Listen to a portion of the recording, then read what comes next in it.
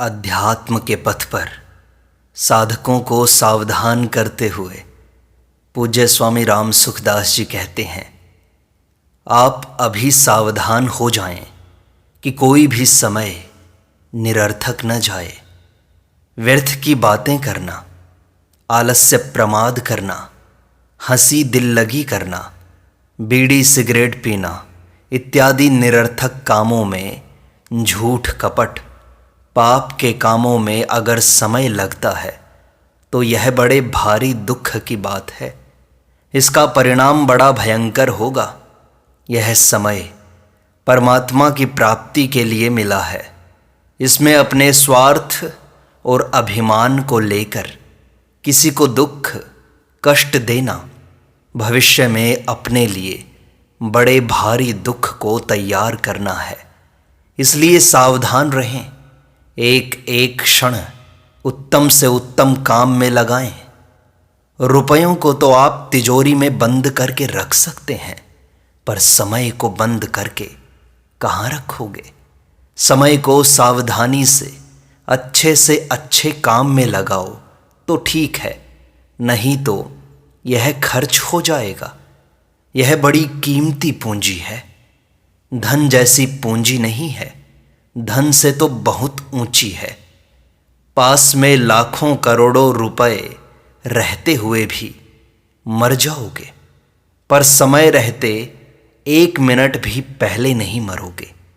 जीना समय के अधीन है। समय खर्च होने पर जी नहीं सकोगे। रुपए आपको जिंदा नहीं कर सकते, आपको समय जिंदा रखता है। समय ही आपके जीवन का आधार है।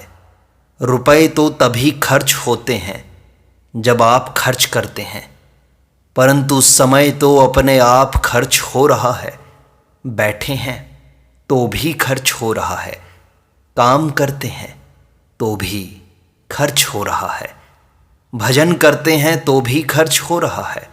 यह खर्चा तो निरंतर ही हो रहा है। मौत निरंतर नज़दीक आ रही है, जिसमें एक क्षण का भी अंतर नहीं पड़ता। चाहे काम धंधा कर लो, चाहे भजन कर लो, चाहे समाधि लगा लो, समय तो लगातार जा रहा है। समय समाप्त होते ही उसी क्षण मरना पड़ेगा। फिर ऐसा कोई बल नहीं है जिससे हम जिंदा रह सकें। ऐसा अपने जीवन का खास आधार समय बीत रहा है, उसे उत्तम से उत्तम काम में लगाओ। इसके लिए सावधानी के सिवाय और कोई उपाय नहीं है। अतः हरदम सावधान रहो। संतों ने कहा है, दिल में जागृत रहिए बंदा, हेत प्रीत हरिजन सु करिए, पर हरिए दुख द्वंद्वा। हम क्या कर रहे हैं? इसका नतीजा किसको भोगना पड़ेगा? इस पर गंभीरता से विचार करें। ऐसा विचार, ऐसी सावधानी मनुष्य ही रख सकता है। पशु पक्षियों में, वृक्षों में इसका ज्ञान नहीं है। भोग योनि देवताओं में भी इसका ज्ञान नहीं है। अपने स्वार्थ और अभिमान का त्याग करके दूसरों का हित करने की योग्यता मनुष्य में ही है। अगर वह दूसरों का हित, दूसरों की सेवा नहीं करता तो यह बड़ी भारी गलती है। भगवान को याद करने का और दूसरों को सेवा करने का अवसर दूसरी जगह नहीं मिलेगा। यह अवसर चूके नहीं। अगर आप यह काम कर लेते हैं तो बहुत बड़ा काम कर लिया। समय सार्थक बनाने वाले को पश्चाताप नहीं करना पड़ता। समय बर्बाद करने वाले को पश्चाताप करना ही पड़ता है। जो समय व्यर्थ खो देता है वह बहुत बड़ा नुकसान करता है। जो समय भगवान के चिंतन के लिए है वह भोगों के चिंतन में लग जाता है। जो समय दूसरों का हित, उपकार करने के लिए है वह दूसरों के अहित, अपकार में लगता है। वह बड़े भारी नुकसान की बात है। इस नुकसान से बचो और सावधान रहो। पशु को भी अगर सावधान किया जाए तो वह सावधान हो जाता है। ऊंट को सावधान सावधान कह दो तो वह अखड़ता नहीं, स्खलित नहीं होता। गधे को बचो बचो ऐसा कह देने से वह ठीक चलने लगता है। मनुष्य को तो आप से आप सावधान होना चाहिए। एक जगह आया है, उदीरितोऽर्थ पशुनापि गृह्यते, हयाश्च नागाश्च वहन्ति चोदिताः, अनुक्तम् अपि ऊहति पंडितो जनः, परेंगित ज्ञान फला हि बुद्धयः। तात्पर्य है, कही हुई बात का अर्थ तो पशु भी समझ लेते हैं। जैसे प्रेरणा करने पर घोड़े और हाथी सवार को लेकर चलते हैं, परंतु बुद्धिमान लोग बिना कही हुई बात को भी संकेत मात्र से समझ लेते हैं, क्योंकि उनकी बुद्धि दूसरों के भीतरी भावों को जानने वाली होती है। मनुष्य में स्वयं सावधान रहने की योग्यता है, परंतु इस योग्यता को वह काम में नहीं ले रहा है। पशु पक्षियों की तरह ही समय बर्बाद कर रहा है। इधर तो वह टीवी देख रहा है, तमाशा देख रहा है, पर उधर यमराज आ रहे हैं, मौत आ रही है। अभी जो समय मिला है वह बर्बाद करने के लिए नहीं मिला है, अच्छे से अच्छे काम में लगाने के लिए मिला है। दूसरों की सेवा करना और भगवान को याद करना, ये दो काम खास करने के हैं। पशुओं से, वृक्षों से आप सेवा ले सकते हो, पर वे स्वयं सेवा नहीं कर सकते। दूसरों की सेवा करने की बुद्धि और योग्यता मनुष्य के सिवाय और किसी में नहीं है।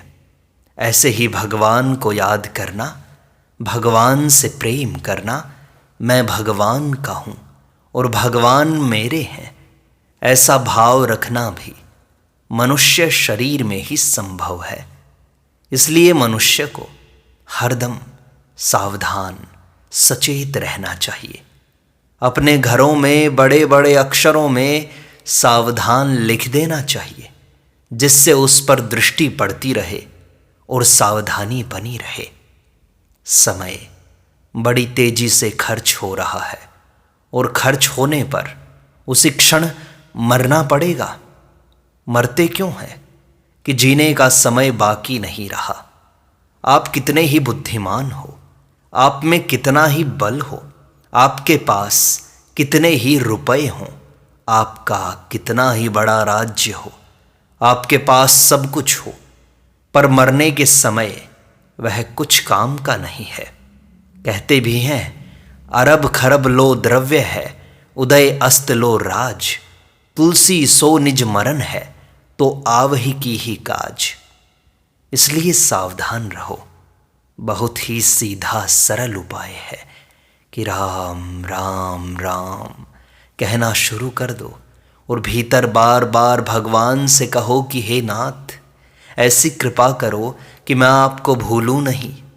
भगवान की स्मृति संपूर्ण विपत्तियों का नाश करने वाली है। हरि स्मृति ही सर्व विपद मोक्षणम। बड़ी सीधी सरल और बहुत महत्ता की बात है। केवल सावधानी की आवश्यकता है कि समय खाली न जाए। एक नाम का उच्चारण कर सकें, उतना समय भी अगर खाली चला गया तो बहुत बड़ी हानि होती है। एक श्रोता ने फिर स्वामी जी से पूछा कि महाराज जी, राम नाम भीतर से जपना चाहिए या जबान से? तब स्वामी जी ने कहा, चाहे भीतर से जपो चाहे जबान से जपो, जिस किसी तरह से जपो, नाम जब छूटना नहीं चाहिए। श्रीमद् भागवत महापुराण में आया है, तस्मात् केनाप्योपायेन मनः कृष्णे निवेशयेत्। किसी भी तरह, किसी भी उपाय से हमारा मन श्री कृष्ण में लगना चाहिए, भगवान में लगना चाहिए। किसी तरह से आपका मन, आपकी वाणी, आपका संकल्प भगवान में लग जाए, इसके लिए प्रार्थना करो। इसके लिए कोई समय, कोई मुहूर्त नहीं देखना है। मनुष्य शरीर मिल गया तो बस मुहूर्त मिल गया है। कहा भी तो है, सोई तिथ सुतिथ है, सोई बार सुबार, भद्रा भागी मानवा, सुमरचा सिरजनहार। फिर एक श्रोता ने स्वामी जी से पूछा, स्वामी जी, भगवान का नाम लेना और भगवान का कार्य करना, दोनों में ज़्यादा आवश्यक कौन सा है? स्वामी जी ने कहा, यह प्रश्न ऐसा ही है कि जैसे कोई पूछे, रोटी खाएं या पानी पिएं, क्या करें बताओ? दोनों ही आवश्यक हैं। नाम भी लो और काम धंधा भी करो। नाम तो हरदम लिया जा सकता है, पर कार्य हरदम नहीं किया जा सकता। अतः नाम हरदम लो और मौका पड़ने पर कार्य भी करो। भगवद गीता में कहा, तस्मात् सर्वेषु कालेषु माम अनुस्मर युध्य च। जो शास्त्र विहित काम सामने आ जाए उसे भगवान का समझ कर करो और नाम निरंतर लेते रहो, नाम छूटे नहीं। रामचरितमानस में आया है, चहु जुग चहु श्रुति नाम प्रभाऊ, कलि विशेषी नहीं आन उपाऊ। चारों ही युगों में और चारों ही वेदों में नाम का प्रभाव है, पर कलयुग में इसका विशेष प्रभाव है। इसके समान दूसरा कोई उपाय है ही नहीं। सभी संतों ने एक स्वर से नाम की महिमा गाई है। नाम के विषय में भेद हो सकता है। कोई ओम कहेगा, कोई राम कहेगा, कोई हरे राम बताएगा, कोई ओम नमो नारायण बताएगा। इस प्रकार नामों में भेद हो सकता है, पर नाम जप में सब के सब एक हैं। एक श्रोता ने पूछा कि महाराज जी, राम राम करने से क्या प्रारब्ध कट जाएगा? स्वामी जी ने कहा, प्रारब्ध तो भोगने से कट ही जाएगा। प्रारब्ध की चिंता क्यों करे? यह तो भोगा और कटा, अपने आप ही कट जाएगा। प्रारब्ध तो हरदम स्वतः स्वाभाविक ही कटता रहता है। श्रोता पूछता है कि महाराज जी, ऊपर से राम राम करते हैं, मन तो लगता नहीं, फिर फायदा क्या हुआ? स्वामी जी ने कहा, ऊपर से करने पर भी फायदा होता है। कोई भी क्रिया निरर्थक नहीं जाती। कोई भी शब्द उच्चारण करो, वह निरर्थक नहीं जाता, व्यर्थ नहीं जाता। फिर भगवान का नाम तो भगवान का ही है, वह निरर्थक नहीं जाता। इतनी ही बात नहीं है, अपितु नाम का उच्चारण करने से त्रिलोकी का बड़ा भारी उपकार होता है। कारण कि शब्द यही नहीं रहता, प्रत्युत व्यापक हो जाता है, सब जगह चला जाता है। व्यापक होने के कारण ही शब्द रेडियो के द्वारा प्रकट हो जाता है। अगर कोई खराब शब्द बोलता है तो वह त्रिलोकी का बड़ा भारी अपराध करता है। अगर कोई मन से किसी का अनिष्ट चिंतन करता है तो वह त्रिलोकी का अनष्ट करता है। जैसे पानी में एक छोटा सा कंकड़ डालो तो उसकी भी तरंगें उठती हैं, पर सूक्ष्म होने के कारण वे दिखाई नहीं देती। ऐसे छोटा सा शब्द उच्चारण किया जाए तो वह भी त्रिलोकी में फैल जाता है। शब्द की शक्ति अचिंत्य है, शब्द शक्तेर अचिंत्यत्वात्। अतः बिना मन लगे भी कोई भगवान का नाम लेगा तो उसको जरूर लाभ होगा। मन लगाकर नाम लिया जाए तब तो कहना ही क्या है। इसलिए जीवन के प्रत्येक क्षण को, प्रत्येक पल को भगवान के लिए जियो, भगवान के नाम का स्मरण करो, तब कहीं ये मनुष्य जीवन सार्थक हो सकता है। अन्यथा व्यर्थ की बातें करने में, व्यर्थ के काम करने में यदि समय बिताओगे तो मनुष्य जीवन नष्ट हो रहा है, एक एक क्षण जा रहा है, मृत्यु समीप आ रही है। इसलिए सावधान होकर भगवान के नाम का स्मरण करो, भगवान का चिंतन करो, भगवान को पाने का अपने जीवन का उद्देश्य बना लो। तभी जाकर ये मनुष्य जीवन सफल हो सकता है, अन्यथा संपूर्ण जीवन व्यर्थ हो जाएगा। नारायण नारायण नारायण।